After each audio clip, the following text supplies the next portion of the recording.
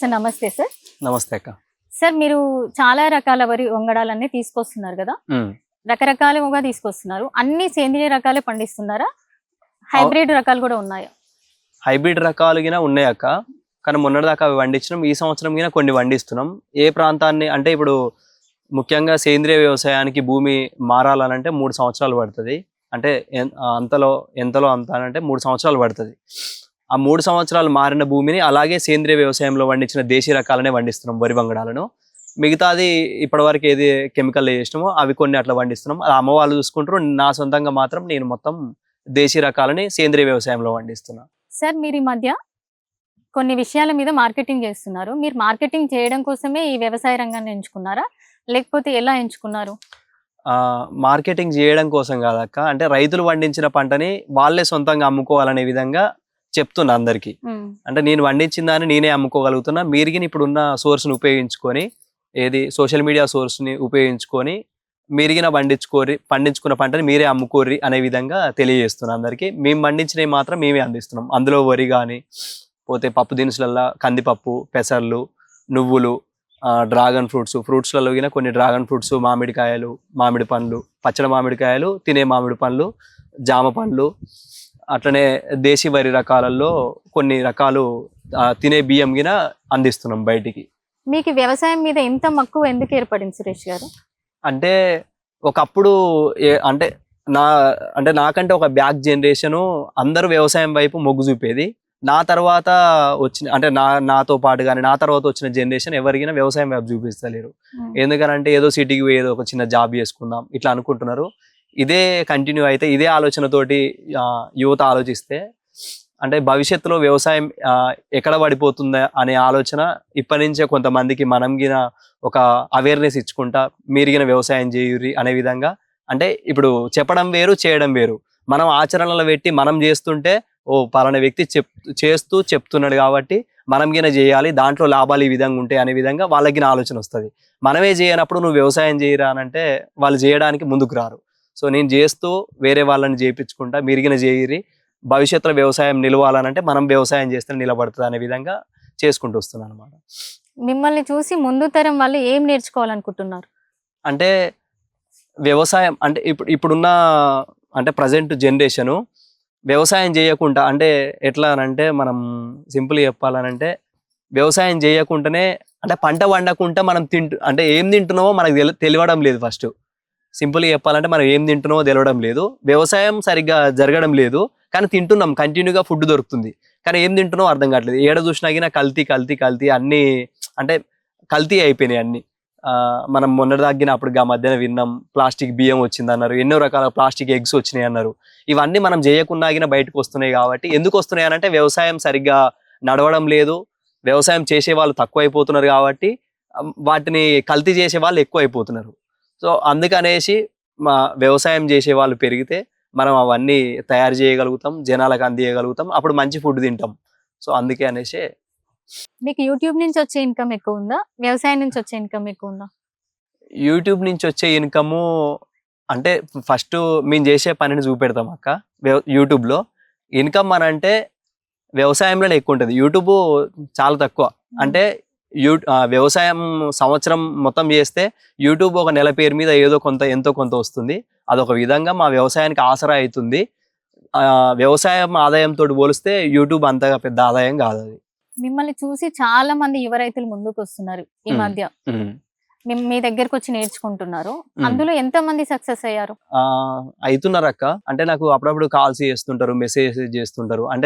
అంటే ప్రత్యేకంగా మనం చేస్తున్న వ్యవసాయం కాబట్టి నేను సరిగ్గా బయట మీరు ఎంతమంది సక్సెస్ అయ్యిర్రా ఏందనేది కరెక్ట్గా చేయలేము. ఎందుకంటే నేను పొద్దున్న లేస్తే పని మీదనే ఉంటాను కాబట్టి ఎవరిని ఎంతవరకు చేస్తున్నారు అనేది తెలియదు. ఎప్పుడో ఒకసారి ఫోన్ ఓపెన్ చేసినప్పుడు మాత్రం అన్న మిమ్మల్ని కొంచెం మేము ఇన్స్పిరేషన్గా తీసుకొని వ్యవసాయం చేస్తున్నాం, మేము ఇదో అదో పండించుకొని అమ్ముకోగలుగుతున్నాం. ఎప్పుడైనా సడన్గా కలిసినప్పుడు ఏదైనా చిన్న కార్యక్రమాలకు పోయినప్పటికీ అన్న మీ వల్లనే మేము వ్యవసాయం స్టార్ట్ చేసినాం అన్న, ఇప్పుడు మంచి ఇట్లా మేము పండిస్తున్నాం, అమ్ముకుంటున్నాం, మీ దగ్గర ఏదైనా ప్రోడక్ట్ ఉంటే ఎప్పుడు మా దాంట్లో అమ్ముకుంటాం అని అంటుంటారు. సో సొంతంగా మాత్రం నా దగ్గరకు వచ్చి నేర్చుకునే వాళ్ళు కొంతమంది అయితే ఎక్కువ శాతం అయితే ఇన్స్టాగ్రామ్లో మెసేజ్ చేసి మీ వల్ల మేము ఇన్స్పిరేషన్గా వ్యవసాయం చేస్తూ లాభం పొందుతున్నాం అన్న ఎంతో కొంత అని చెప్తున్నారు. సొంతంగా నేనైతే మీరు చేస్తున్నారా చేయట్లేరా అనేసి నేను అడగడానికైతే ఎప్పటికైనా ముందుకు పోలేదు. ఇంకా కెమెరా ముందు కనిపించే సురేష్ కి కెమెరా వెనుక కనిపించే సురేష్ కి తేడా ఏంటి? కెమెరా ముందరంటే కెమెరా ముందు చాలా కష్టాలు ఉంటాయి అక్క. కెమెరా వెనుక దానికంటే ఇంకెక్కువ కష్టాలు ఉంటాయి. అంటే కెమెరా ముందు ఏదో కొద్దిసేపు వీడియో చేస్తాం కానీ పొద్దున్నాక అసలు వీడియో తీయడానికి సమయం ఉండదు. ఎందుకనంటే పొద్దున్నాక పని చేసి ఎందుకు ఈ వీడియో అని అనిపిస్తుంది. కానీ అవేర్నెస్ ఇవ్వాలి. ఇప్పుడున్న నన్ను ఇన్స్పిరేషన్గా తీసుకున్నారు కొంతమంది, వ్యవసాయం చేయడానికి ముందుకు వస్తున్నారు అని అంటే నేను ఖచ్చితంగా వాళ్ళ అన్న మాటలు ఒక్కొక్కసారి నేను అనుకుంటా, ఈరోజు మొత్తం పని చేసిన ఇక ఎందుకురా ఈ వీడియో ఎందుకు అని అన్నప్పుడు వాళ్ళ అన్న మాటలు గుర్తొస్తుంటాయి. అన్న మిమ్మల్ని ఇన్స్పిరేషన్గా తీసుకొని మేము వ్యవసాయం చేస్తున్నాం అని అంటే ఈ వీడియోల వల్లనే వాళ్ళు ఇన్స్పిరేషన్గా తీసుకొని నన్ను ఇన్స్పిరేషన్గా తీసుకొని వ్యవసాయం చేస్తున్నారు అంటే నేను ఈ వీడియో ఇలా ఖచ్చితంగా చేయాల్సిందే అనే విధంగా చేసిన పని ఒక 99% పొద్దున్నాక చేసిన పని అయితే ఒక 1% వీడియో ముందు కష్టపడుతుంటా అంతే. భూమిని తల్లిలా భావిస్తున్నారు అని చెప్తున్నారు కదా, నిజంగా మీలాగా ఎంతమంది రైతులు పాటిస్తున్నారు ఇది? ఎంతమంది పాటిస్తున్నారు అని అంటే అక్క, పాటిస్తున్నారు అనే దానికంటే పాటించాలి అనే విధానం గొప్పది. ఎందుకనంటే భూమిని తల్లిలాగా భావిస్తేనే భవిష్యత్ తరాలకు మనం భూమిని అందియగలుగుతాం. ఎందుకనంటే చిన్న మాట అక్క, ఇప్పుడు బయటికి ఎక్కడ వెళ్ళినా మనం ఒక ఆవు గోవులను బయటకు వదిలిపెడతారు. ఆ బయటికి వెళ్ళిన గోవు ఆ ప్లాస్టిక్ భూమి మీద ప్లాస్టిక్ ఉంటుంది. ఆ ప్లాస్టిక్లా చెత్త వేస్తారు, తీసుకొచ్చి ఏదో అరటిపండు తిన్న తొక్కనో లేకపోతే కూరగాయల చెత్తనో తీసుకొచ్చి ఆడ పడేస్తారు. ఆడ పడేసిన తర్వాత ఆ ఆవు ఏం తింటుందో అర్థం కాదు. దాంట్లో ఉన్న అరటి తొక్కతో పాటు వాటికి కొంచెం ఇష్టంగా అరటి తొక్కలు అవి ఇవి తింటుంటాయి. అరటి తొక్కతో పాటు ఆ కవర్లు కింద తింటుంటాయి. సరే ఆవుల విషయం పక్క పెడితే అక్కడ వేసిన కవరు 100 సంవత్సరాలైనా భూమిలో కలవదు. అది ఆ భూమిలో కలవకపోయేసరికి ఇప్పుడున్న ఈ సూపర్ ఎల్ నీనో ఎఫెక్ట్ ఉంది కదా, అంటే ఇప్పుడు మీరు అన్న మాట మీద ఒక చిన్న విషయం ఏంటంటే ఇది పెద్దగా ఆలోచించాల్సిన విషయం. ఇప్పుడున్న సూపర్ ఎల్ నీనో ఎఫెక్ట్ తోటి వర్షాలు పడవు అని అంటున్నారు. ఇప్పటి వరకు పడలేదు. ఇది ఆరుద్ర కార్తె అయిపోయిందని అంటారు. ఆరుద్ర కార్తె అయిపోయేసరికి దాదాపు ఒక 30-40 అంటే ఒక 40% వ్యవసాయ రంగానికి కావాల్సిన వాటరు గ్రౌండ్ వాటర్లు ఉండాలి. వర్షాలు అంత ఒక 40% దాకా పడి ఉండాలి. కానీ ఇప్పటి వరకు ఒక 10% వల్లేదు వర్షాలు. ఎందుకు పడలేదు అని అంటే సూపర్ ఎల్ నీనో ఎఫెక్ట్ అని అంటున్నారు. పడకపోయినా వ్యవసాయ రంగం నడవాలి, కానీ ఇప్పుడున్న పరిస్థితులలో నడుస్తలేదు సరిగ్గా. ఎందుకు నడుస్తలేదు అని అంటే ఈ భూతల్లిని మీరు అన్నట్టు అంటే మనం చూడాలంటున్నారు కదా తల్లిలాగా, కానీ తల్లిలాగా చూస్తలేరు. అంటే ఆలోచన శక్తి మారిపోయింది జనాలల్లో. అంటే సమాజం ఒకసారి ఆలోచించి మనం ప్లాస్టిక్ని ఉపయోగించకుండా, ఈ పరిశ్రమలని ఎక్కువ ప్రోత్సహించకుండా, రసాయనాలను ఎక్కువ ప్రోత్సహించకుండా భూతల్లిని కాపాడితే మనం గ్రౌండ్ సోర్స్ని ఇంప్రూవ్ చేసుకోవచ్చు. వ్యవసాయ రంగాన్ని అయినా సరే మనమైనా ఇంప్రూవ్ కావచ్చు. ఇప్పుడు ఒక చిన్న హైదరాబాద్ నగరాన్ని మనం ఉదాహరణకు తీసుకుంటే, ఒకవేళ ఈ నెల రోజులు ఇంకా ఈ సంవత్సరం ఇప్పుడు ఆల్రెడీ సగానికి అయిపోయింది. అంటే కాలం అంటాం మేము, కాలం సగానికి అయిపోయింది, వర్షాలు సరిగా పడలేదని అంటాం. ఈ సంవత్సరం సరిగా వర్షాలు పడలేదు. ఒకవేళ ఈ సంవత్సరం వర్షాలు పడకపోతే ఊర్లలో అటో ఇటో కొంచెం బతుకుతారు. కానీ హైదరాబాద్లో అడుగడుగున ఒక 100 ఫీట్లకు ఒక్కొక్క బోర్ ఉంటుంటుంది ఇంట్లో. వీళ్ళింట్లో బోరు వాళ్ళింట్లో బోర్ ఉంటుంటుంది. ఒక్కొక్క బోర్ని దాదాపు ఒక 3000 ఫీట్లు 4000 ఫీట్లు లోపలికి వేసినారు ఆల్రెడీ. ఆ 3000-4000 ఫీట్లు వేసినా దాదాపు వాటర్ దొరకలేవు, గ్రౌండ్ వాటర్ లేదు. ఒకవేళ ఈ సంవత్సరం లేకుంటే ట్యాంకర్లు చుట్టుపక్కల విలేజ్ల నుంచి ట్యాంకర్లు తెచ్చి అక్కడ చేసినా హైదరాబాద్ నగరానికి పూర్తిగా నీళ్ళు అందియలేం, దొరకవు. అంటే నీటి కొరత చాలా ఏర్పడుతుంది, చాలా ఇబ్బందులు పడే అవకాశం ఉంటుంది. ఇప్పటి నుంచి మనం ఈ విషయాన్ని గ్రహించి ఈ ప్లాస్టిక్ని వాడకుండా, కాంక్రీట్ సిమెంట్ తోటి పూర్తిగా కప్పేయకుండా, రసాయనాలను వాడకుండా మనం కొన్ని చిన్న చిన్న విషయాలు కొంచెం స్వతహాగా ఆలోచించి చేస్తే ఈ భూతల్లిని ఖచ్చితంగా కాపాడుకోవచ్చు. వీటి వల్ల ఏం జరుగుతుందని చాలా మంది అంటుంటారు.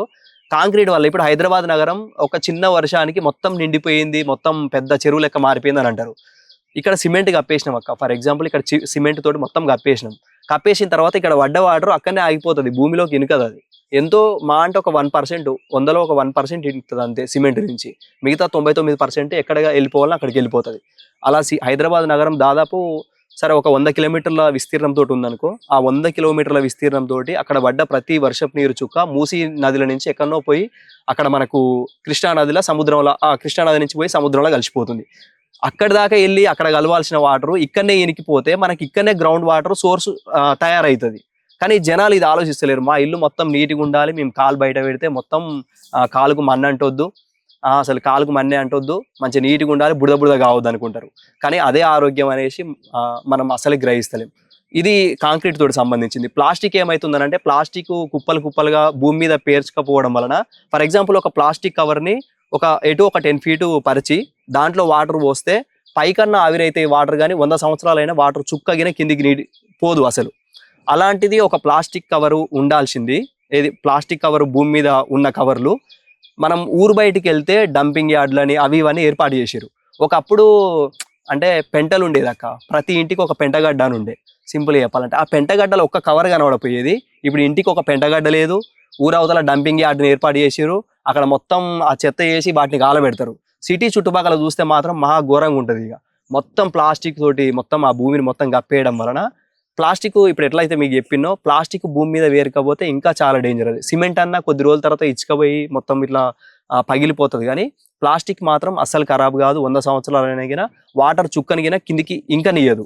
దీని వలన ఈ సిమెంట్ తోటే కానీ ఈ మనకు కాంక్రీట్ సిమెంట్ తోటే కానీ ప్లాస్టిక్ తోటే కానీ వాటర్ నీరు వర్షపు నీరు పడ్డ నీరు భూమిలోకి ఇనకకుండా ఉండేసరికి లోపల భూమి వేడెక్కి లోపల భూకంపాలు రావడం, భూమి పొరలల్లా అంటే వివిధ మార్పులు వచ్చి మనకు చాలా రకాల ప్రకృతిలో చాలా రకాల మార్పులు వస్తుంటాయి.